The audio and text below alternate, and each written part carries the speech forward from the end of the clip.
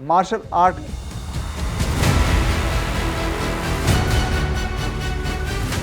ये इनका स्टाइल है मार्शल आर्ट में। हम कठोरता में कोमलता और कोमलता में कठोरता के सिद्धांत को मानते हैं। आप मात्र 10,000 रुपए से इसको शुरू कर सकते हैं। कितना अर्निंग कर सकता है मंथली? मुझको लगता है कि 1 लाख रुपए महीने का कमाना कोई बहुत बड़ी बात नहीं है। आपका जो इन्वेस्टमेंट है वो तो बहुत छोटा सा है। कहा गया है कि सब्र का फल सदैव मीठा होता है। मार्शल आर्ट सिर्फ लड़ना नहीं सिखाता है, मार्शल आर्ट जीवन के अंतिम क्षण तक का लड़ना सिखाता है।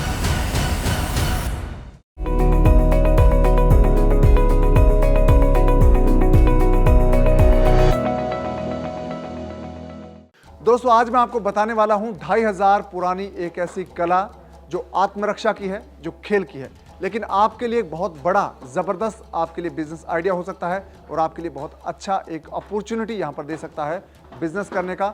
और भारत को बहुत अच्छे प्लेयर्स आप दे सकते हैं स्पोर्ट्स एकेडमी के जरिए।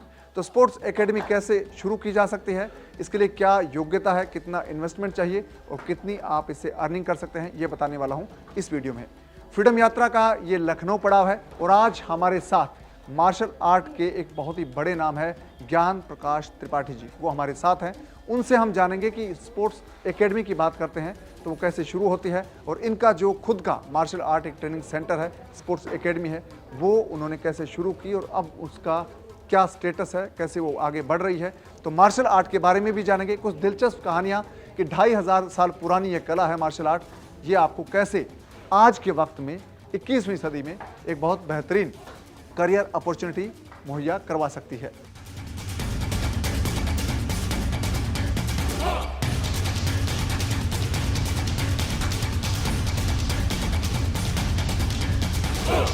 तो मिलवाता हूं मैं आपको ज्ञान। नमस्कार सर। नमस्कार।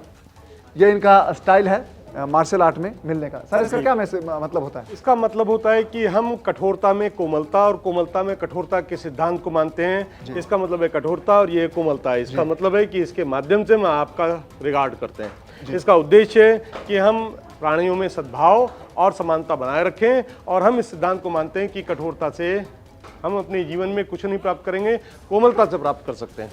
बैलेंस। जी, बैलेंस ऑफ द लाइफ। जी, तो ये बात बैलेंस की आती है। सर मार्शल आर्ट क्या चीज़ है, कितनी पुरानी है कला, इसका थोड़ा सा बताएं कि क्या है ये मार्शल आर्ट?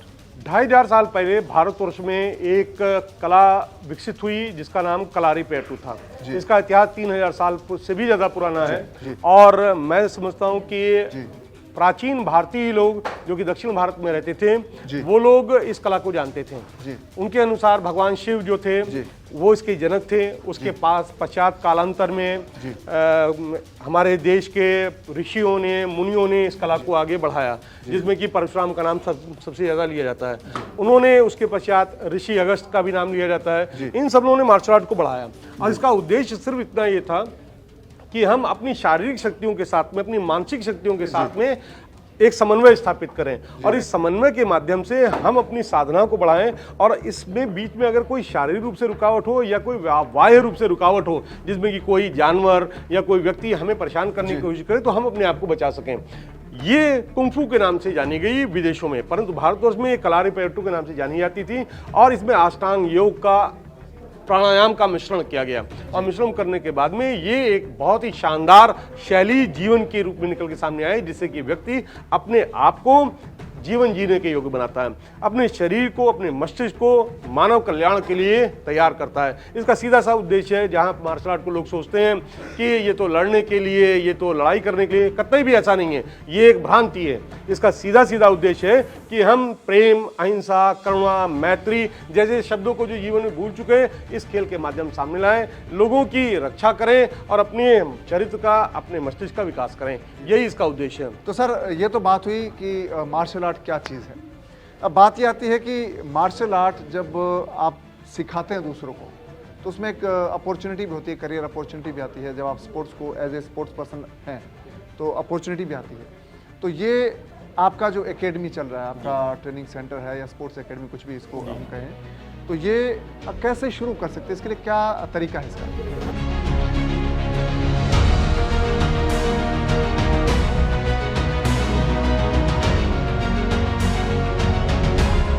प्राचीन भारतवर्ष में जो शैली थी वो तो जन कल्याण के लिए थी। और ये कल्याण की बात जो रखी गई वो रखी गई इसलिए कि हम समाज में एक गुरु का एक हमारा रोल हुआ करता था, जो कि लोगों को निस्वार्थ भाव से कुछ देता था। परंतु आज के परिप्रेक्ष्य में ऐसा नहीं है। आज के परिप्रेक्ष्य में आपको अपनी जीविका को चलाने के लिए भी कुछ कमर्शियल एक्टिविटीज करनी पड़ती हैं। आज के समय में अगर आप एक मार्शल आर्ट सेंटर बनाना चाहते हैं तो ये आप मान के चले कि दोहरे फायदे वाला खेल है।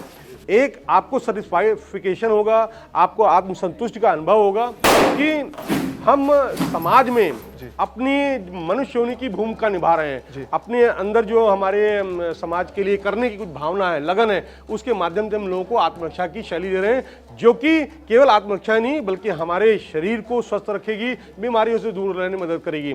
अभी बीच में कोरोना हुआ, अनेकों लोगों को इससे दो चार होना पड़ा, लेकिन उनमें जो कुंफू करने वाले थे, मार्शल आर्ट करने वाले थे, वो सभी लोग सर्वाइव किए जी। इसके अपेक्षा में अगर मैं बात करूं कि अगर हम इसको एक व्यावसायिक रूप में लें तो निसंदेह ही आज के समय में सबसे अधिक किए जाने वाला खेल है। पूरे विश्व में खेला जाता है, ऐसा कोई देश नहीं जहां पर मार्शल आर्ट नहीं खेला जाता होगा। कुंफू की मैं बात नहीं करता हूं, मैं बात करूं कराटे, ताइक्वांडो, जूडो, याइडो, कैंडो, कैंपो, कपोरिया जैसे सैकड़ों मार्शल आर्ट हैं जो कि बाहें फैलाए खड़े हुए हैं जन जन का आह्वान करने के लिए कि आप आइए और आकर के समाज सेवा में और साथ साथ में व्यवसाय के माध्यम से अपने जीवन को एक नया आयाम दीजिए, नई दिशा दीजिए। मेरा कहना है उन सभी लोगों से जो कि वास्तव में क्रिकेट या कुछ चुनिंदा खेलों तक सीमित है, उनको छोड़ करके कुछ इतर भी देखना शुरू करें जिसमें कि बहुत बड़ी संभावना है। आज के समय में आप देखेंगे तो पाएंगे कि ज्यादातर लोग बीमार हैं और डॉक्टरों के पास में जा रहे हैं। मार्शल आर्ट एक ऐसा कैरियर है, एक ऐसा क्षेत्र है जिसके माध्यम से आप डॉक्टरों से दूर रखेंगे अपने आप के जीवन को बेहतर बनाएंगे और अपने जीवन को एक आनंद के साथ में क्यों घूमेंगे, क्योंकि स्वस्थ शरीर में ही स्वस्थ मस्तिष्क होता है। तो मेरा ये कहना है कि आज व्यवसाय के रूप में अगर देखा जाए तो मार्शल आर्ट एक बहुत बढ़िया व्यवसाय है और ये एक सरल व्यवसाय है, कोई बहुत कठिन नहीं है। आप चाहें तो इसको तकनीकी पक्ष के रूप में कर सकते हैं कोच बन के, अन्यथा आप एक ओनर बन के भी कर सकते हैं और अनेकों लोगों को रोजगार दे सकते हैं। और ये वास्तव में एक बहुत ही साहसिक और एक बहुत ही रोचक क्षेत्र होगा, मनोरंजन का क्षेत्र होगा, जहां पर आप केवल मार्शल आर्ट सीखते हैं, मार्शल आर्ट की नई नई विधाएं करते हैं, साथ साथ में अंतर्राष्ट्रीय स्तर जाते हैं, खेलते हैं और देश का नाम भी रोशन करते हैं।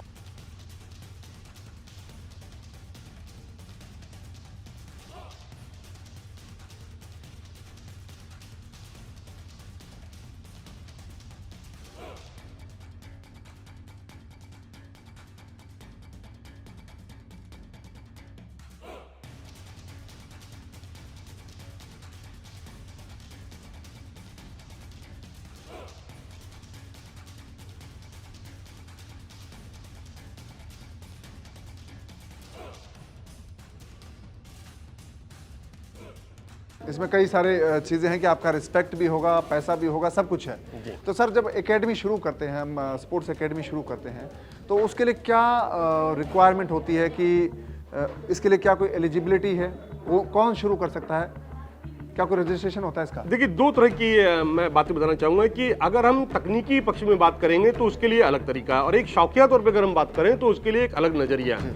अगर आप शौकिया तौर पे करना चाहते हैं तो इसके लिए आपके पास में कोई एक छोटी सी जगह होनी चाहिए जिसमें कि आप लोगों को बुला सकें और लोगों को अपना ज्ञान दे सकें, और इसके लिए आपको उस खेल की अधिमानी योग्यताएं होनी चाहिए। जैसे कि आपने कराटे खेला है, ताइक्वांडो खेला है, आपने कुंफू खेला हुआ है, तो इन खेलों की आपको जानकारी होनी चाहिए। अन्यथा आपको कोई एक व्यक्तिगत रूप से एक्सपर्ट आदमी को लेना पड़ेगा और उसको वेजेस देने पड़ेंगे, उसकी सैलरी देनी पड़ेगी, जिसके माध्यम से आप लोगों को ट्रेनिंग दे सकते हैं। लिहाजा मेरा कहने का तात्पर्य, अगर आप वास्तव में किसी खेल को आपने खेला हुआ है तो आप अपने स्तर पे इसको शुरू कर सकते हैं, इसमें कोई लागत नहीं है।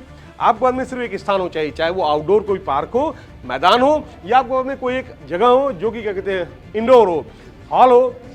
मैं समझता हूं कि अगर 20 बाई 20 का एक हॉल होगा, मैं समझता हूं एक बहुत ही बढ़िया आपके लिए जगह होगी जहां पर आप सेफ्टी इक्विपमेंट लगाएं, गद्दे लगा लें जिसमें कि लोगों को चोट न लगे, कुछ पैड ले लें, कुछ क्या कहते हैं आपको बाद में इक्विपमेंट्स हो, बस आपका मार्शल आर्ट का बिजनेस शुरू है। खर्चे की बात अगर हम करें तो बाहर अगर आप मैदान में शुरू करते हैं तो इसमें कोई भी ज़्यादा खर्चा नहीं है, आप मात्र 10,000 रुपये से इसको शुरू कर सकते हैं। बाकी आपकी सारी कला के ऊपर निर्भर करता है कि आप कितना अच्छा सिखाते हैं लोगों को। दूसरे नंबर पे अगर हम बात करें किसी हम इंडोर हॉल में आकर के ट्रेनिंग देते हैं तो वहाँ पर निसंदेह हमको किराया उसका देना पड़ेगा। अगर हमारी ज़मीन है, हमारा हॉल है, तो उसके लिए कोई दिक्कत की बात नहीं, केवल बिजली का किराया आपको देना है, देन कुछ इक्विपमेंट आपको लेने। अगर इन सब की हम बात करें तो इंडोर तौर पर अगर आप शुरू करें तो अप्रॉक्सीमेटली 50 से 1 लाख रुपये के बीच का खेल है। एक छोटे से छोटा अगर आप पान की दुकान भी खोलेंगे तो उसमें 1 लाख रुपए लग जाएगा सर। तो लिहाजा मेरा कहने का तात्पर्य ये एक बहुत ही बेहतरीन, बहुत ही शानदार कैरियर है जिसमें कि आपको 2 योग्यताएं रखनी है। पहली चीज, या तो आप व्यक्तिगत रूप से अच्छे ट्रेनर हो, या आपके पास में अच्छे ट्रेनर हायर करने की कैपेसिटी हो। इसके माध्यम से आप एक कोच रख लेंगे और आपका बिजनेस ही शुरू हो जाएगा। इसमें आप कुछ भी सिखा सकते हैं, जैसे कि सेल्फ डिफेंस सिखा सकते हैं, महिलाओं को सिखा सकते हैं, बालिकाओं को सिखा सकते हैं, बच्चों को मेडिटेशन की, कंसंट्रेशन की ट्रेनिंग दे सकते हैं, फिजिकल फिटनेस की ट्रेनिंग दे सकते हैं।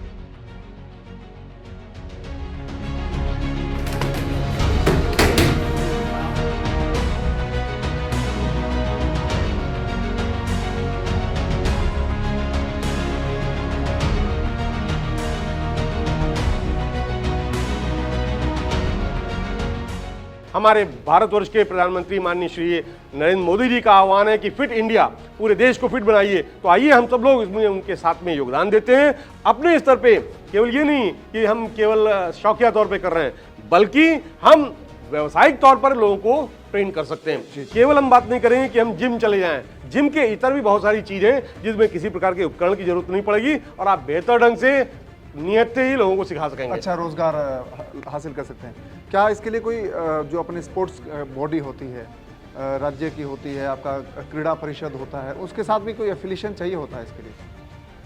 ये अभी तक हम लोग जो बात की, ये हम लोगों ने अपने व्यक्तिगत तौर पे बात की बात करी। जैसे कि कहते हैं हमें शौक लगा, बिजनेस के तौर पे लेना चाहिए। अगर हम शौकिया थोड़ा सा हट करके बड़े स्तर पे आना चाहते हैं तो निस्संदेह बहुत सारी ऐसी अधिमानी योग्यताएं होती हैं जिसके लिए हमको सोचना चाहिए, समझना चाहिए। सबसे पहले आपको एक बॉडी बनानी पड़ेगी और बॉडी का रजिस्ट्रेशन कराना पड़ेगा, जो कि आपके राज्य की firm and society registration act 1860 के तहत पंजीकृत होनी चाहिए, जिसके लिए आपकी एक सोसाइटी बनेगी। स्मॉल कंपनी है, एक कंपनी सर, हाँ कंपनी भी आप बना सकते हैं और सोसाइटी बनाते हैं। अगर आप कंपनी बनाते हैं तो आपके उसमें डायरेक्टर्स होंगे जो कि कंपनी की तरफ से एक्ट करेंगे और उसमें आपको टैक्स गवर्नमेंट को देना पड़ेगा। लेकिन अगर आप सोसाइटी बनाते हैं तो आप उसमें जाकर के गवर्नमेंट के साथ में पंजीकृत होते हैं और उसमें आपको कोई टैक्स नहीं देना होता है, क्योंकि वो चैरिटेबल अकाउंट एसोसिएशन होती है।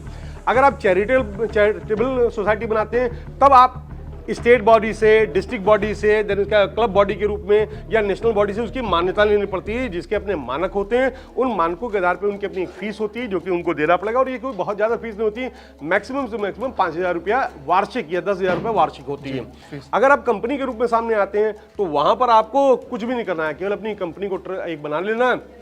उसके बाद आपको पूरा साल भर बिजनेस करना है और अपने सीए के माध्यम से अपने अकाउंट को सबमिट करना है। जो भी टैक्स गवर्नमेंट की तरफ से बनते होंगे वो उनको पेमेंट करेंगे, और इसमें भी बहुत ज़्यादा खर्चे नहीं है। मुझको लगता है कि इस तरह के ट्रस्ट में संभवतः ज़्यादा से ज़्यादा 4 से 5 लाख रुपया का अगर आप टर्नओवर करते हैं तो उसमें बहुत ही नॉमिनल टैक्सेस देने होते हैं। मैं मान के चलता हूँ अगर आपने उसके माध्यम से 12A या ATG के माध्यम से टैक्स एग्जेम्पशन लिया, चैरिटेबल काम किए, तो वो भी आपका बच जाएगा। मैं समझता हूँ कि ये एक बहुत बड़ा अपॉर्चुनिटी है जिसमें कि आप दोनों हाथों में लड्डू लेके चलते हैं। ये तो बात हुई सर कि आप कैसे रजिस्ट्रेशन करके इसको कर सकते हैं। जब कोई एकेडमी खोलता है तो आपका पोटेंशियल जो जैसे कह सकते हैं कि आपको स्पोर्ट्स वाले बच्चे कहाँ से मिलेंगे, इसके लिए भी कैसे कोई अंदाज़ा लगाए कि हमें इतने बच्चे यहाँ से मिल सकते हैं, उसके लिए जगह कैसी होनी चाहिए, मतलब लोकेशन क्या हो उसके लिए सही? अगर बात किया जाए तो वो लोकेशन जहाँ पर छोटे बच्चे रहते हों, जहाँ पर सोसाइटीज़ हों, जहाँ पर कॉलेज हो, स्कूल हो, वो जगह उसके लिए अच्छी मानी जाती है, जहाँ पर क्या कहते हैं लोग उसको देख करके आ जाएं। अगर आप रूरल एरिया में खोते हो संभवतः वहाँ के बच्चे उतने ज़्यादा इंटरेस्टेड हो, क्योंकि उनको फ्यूचर अपॉर्चुनिटीज उतनी दिखाई नहीं पड़ती। अगर आप एक ऐसी जगह पर जहाँ पर स्कूल, कॉलेजेस, सोसाइटीज़ इस तरह की होगी तो निस्संदेह वहाँ पर बहुत सारे लोग आएंगे। मुख्य रूप से कस्टमर आपके कौन लोग होंगे? कस्टमर आपके वो लोग होंगे जो कि छोटे उम्र के बच्चे हैं, जो कक्षा 1 से लेकर के 8 तक पढ़ते हैं। ये बच्चे सबसे ज़्यादा पोटेंशियल होते हैं, उनके पास पढ़ाई के अलावा कोई काम नहीं होता है, उनके पास कोई लायबिलिटी नहीं होती, वही इसमें आते हैं।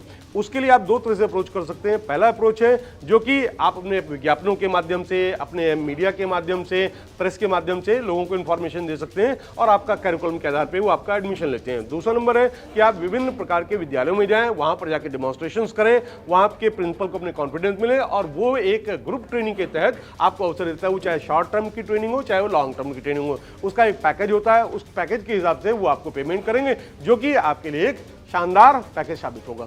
तो ये सर बात हुई कि इस अगर कोई स्पोर्ट्स एकेडमी शुरू करता है, नया युवा है, भारत में बहुत सारे एकेडमीज है, वो सिटीज़ में है, बड़े शहरों में, जैसे आपका लखनऊ में है, ऐसे जयपुर में है, दिल्ली, चंडीगढ़ है, लेकिन ग्रामीण अंचल में अभी भी बहुत कम एकेडमीज है, बहुत यूँ कहिए कि ना के बराबर है।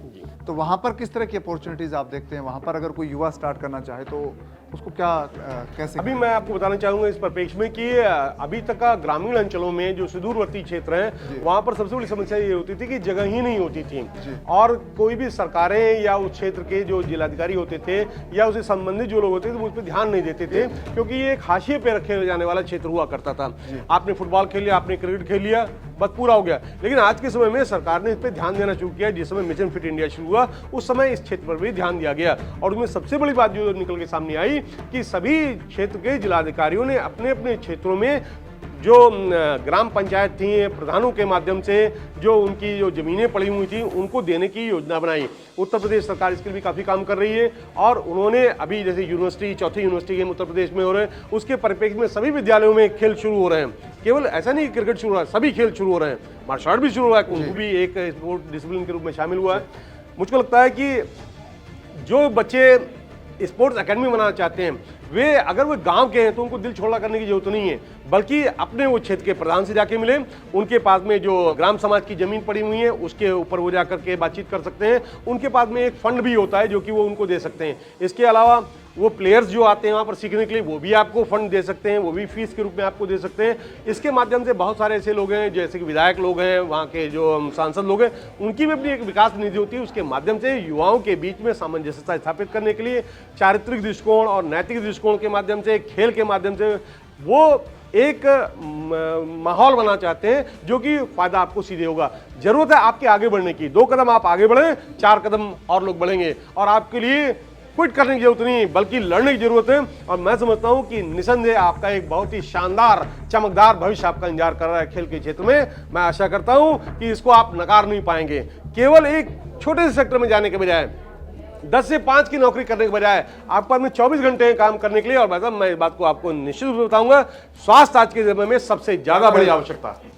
Health is wealth always. इसके पश्चात खेल उससे भी बड़ी आवश्यकता है, आप उसमें एंजॉय भी कर पाएंगे। जी, ये बात हुई। अगर कोई स्पोर्ट्स एकेडमी शुरू करता है, मार्शल आर्ट अगर वो शुरू करता है, क्लासेस शुरू करता है, कुछ भी उसको आप नाम दें, तो एक कितना अर्निंग कर सकता है मंथली? क्योंकि लोगों को ये अंदाज़ा नहीं होता कि वो कितना कमा पाएंगे जिससे वो सर्वाइव कर पाएँ, नहीं कर पाएँ, कितना उसमें एक अर्निंग कर सकता है। आप ये मान के चलें कि विभिन्न विभिन्न क्षेत्रों में विभिन्न तरह से अगर हम बात करें तो बहुत सारी सेक्टर्स हो सकते हैं, सेगमेंट हो सकते हैं। मान लीजिए कि अगर आप छात्रों से बात करें, ग्रामीण अंचल के लोगों से बात करें तो उनके पास में साधन ही नहीं होते हैं, उनके पास समय भी नहीं होता है। लिहाजा आप ये मान के चलें कि कोई भी बच्चा आसानी से आज की डेट में मासिक रूप से जो फीस है वो हमारे यहाँ उत्तर प्रदेश में अगर बात करें तो 500 रुपए, अगर हम दिल्ली में बात करें तो यही बढ़कर 5000 रुपए भी हो रही है। अगर सीरी फोर्ट ऑडिटोरियम में जाकर के बात करें तो वहां पर 5000 रुपए घंटे की भी ट्रेनिंग लोग दे रहे हैं। तो मैं नहीं कहता हूं कि अगर आपके पास पैसे की कोई कमी है, आपको क्षेत्र विषय का चुनाव करना पड़ेगा। आप गांव में जाके करेंगे, आपको में संख्या है, मान लीजिए आपको 100 रुपए भी ट्रेनिंग आपने 1 महीने का लिया, मैं महीने की बात कर रहा हूं जो कि बिल्कुल नगण्य है। 100 बच्चे आपके पास में है तो आपके पास में 10,000 रुपया महीना आपके हाथ में है। देन उसके बाद में अगर आप बात करें कि अगर हम जाते हैं और किसी मेट्रो सिटी में जाके खड़े होते हैं, जैसे कि मान लीजिए हम दिल्ली में खड़े हो रहे हैं, हम जाकर बेंगलोर में बात कर रहे हैं, हम जाकर के गए थे चेन्नई में खड़े हुए हैं, तो वहां पर 2000 रुपए से लेकर 5000 रुपए तक की फीस कुछ माने नहीं रखती है।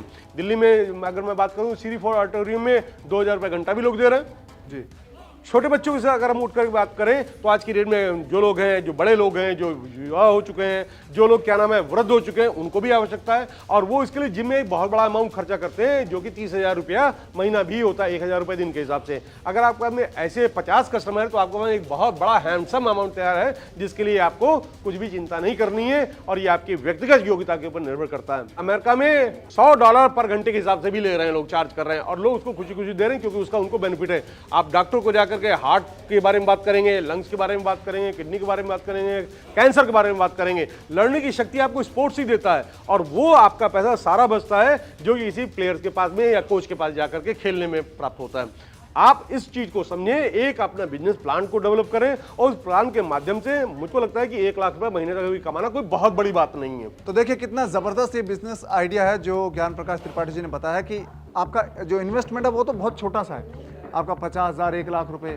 और बहुत बेहतरीन करेंगे तो मैक्सिमम 2-3 लाख रुपए। सर 1 लाख रुपए की जो मैं बात कर रहा हूँ ये लाइफ लॉन्ग के लिए है। लाइफ लॉन्ग के लिए एक बार ये भी लगेगा। नहीं है कि आपका स्टेब्लिशमेंट 1 महीने के लिए है, आप इसको कम से कम 10 महीने तक 10 साल तक का डेवलप कर सकते हैं और रिटर्निंग आप कंटिन्यूस लेते रहेंगे। और कमाई बहुत ज़बरदस्त है। आपका अगर गांव में है तो भी आप अच्छा पैसा कमा सकते हैं, अगर शहर में है तो भी अच्छा पैसा कमा सकते हैं, क्योंकि वहाँ पे अगर आपके खर्चे होंगे तो वहाँ पर आपका अर्निंग्स भी ज़्यादा। बिल्कुल सर। तो ये एक बहुत ही ज़बरदस्त ये करियर अपॉर्चुनिटी है युवाओं के लिए। अगर आप खुद प्लेयर नहीं है तो आप कोचेज़ को हायर कर सकते हैं, जिससे हमारे जो स्टेट लेवल के प्लेयर हैं उनको एक रोज़गार मिलेगा।